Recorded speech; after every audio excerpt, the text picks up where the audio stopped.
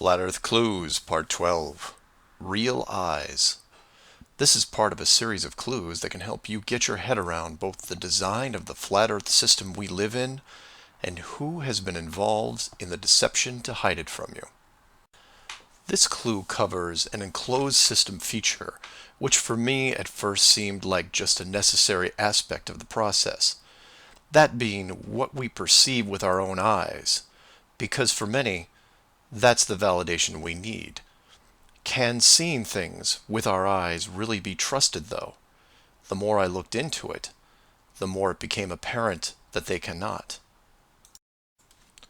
In fact, it became obvious that as a species, we seem to have layers of cognitive weakness, especially when it comes to optical perception, like it was built into our very genetic code.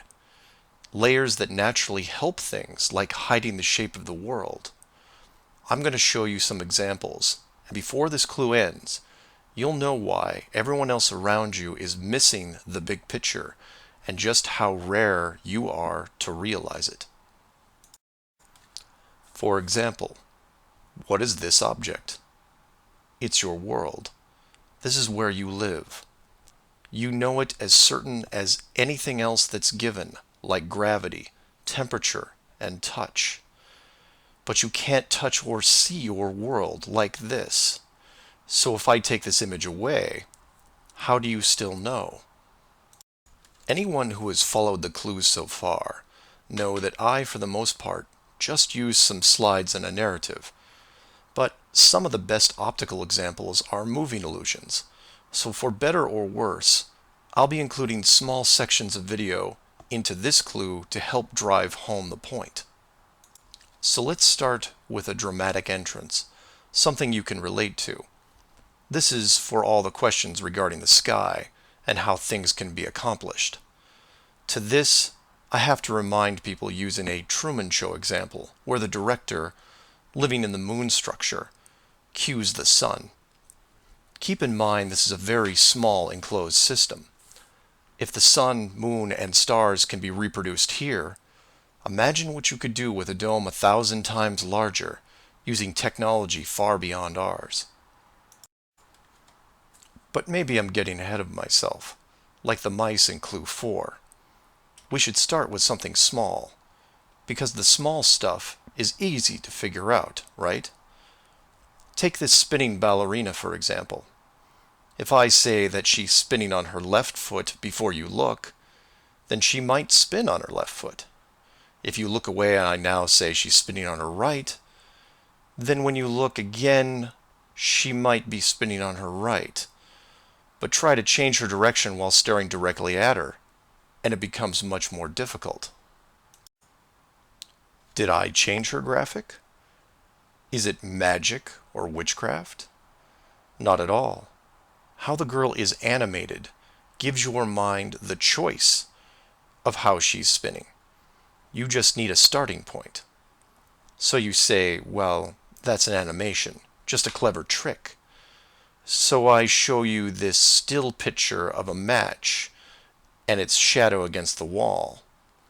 Notice anything missing? Like the shadow of the flame itself? Your mind wants it to be there, but it isn't. Everything casts a shadow, right?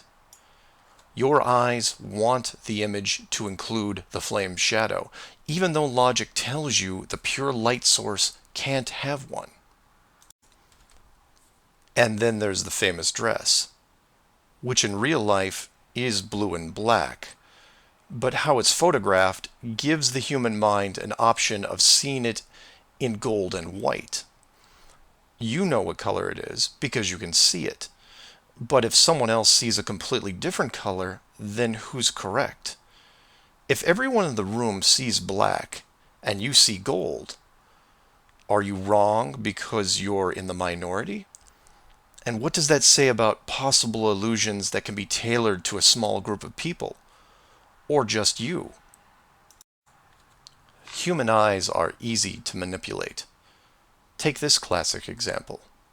If you pause the video and stare at the 4 dots in the center for 30 seconds, then turn away and look at something white, then you will see a residual image of a bearded man. But that's not the trick. It's that the residual image is in color, even though you are staring at something black and white, showing you that your eyes can be conditioned in a relatively short amount of time. And speaking of black and white, let's see if you can avoid a simple distraction. Focus on white and try to see how many passes are made by the white-colored team. Can you tune out everything else and count the number of white passes? You're confident that the total number of passes is 13. And congratulations, you would be correct. But this wasn't about the number of passes. It was about the bigger distraction. By following the white team, you are ignoring the black team. And, moreover, everything black. So you failed to see the dancing black bear that was right in front of you.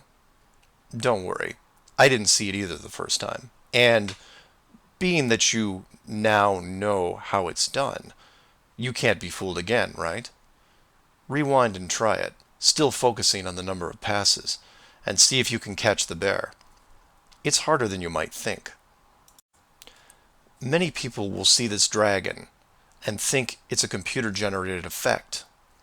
It's actually very real, but the illusion only works from certain angles. If you walk too far one way or the other, you can see behind the illusion. If you cannot see behind the scenes, your mind can't break out of the illusion, no matter how hard you try. And this then leads us back to something that shouldn't be a trick, but is. It's called the Mercator map. And you say that it's not a deception, it's a real map. How do you know this? Because it was on a wall in your school classroom? All geographers in the world know that this map is very wrong. The correct perspective is this, the Gall-Peters. It shows countries how they actually are in comparison to each other. This is the map that should be in schools right now, but the authority thinks you'll be more comfortable with the old map. You say that they aren't that much different, that at least the location is correct, right? Take a look at the size of Europe and where Germany is. Wait. Relative size is one thing, but you're telling me that Germany isn't where we think it is? Nothing's where you think it is. Where is it? I'm glad you asked. The Peters projection. It has fidelity of axis. Fidelity of position. East-west lines are parallel and intersect north-south axes at right angles. What the hell is that? It's where you've been living this whole time. Should we continue?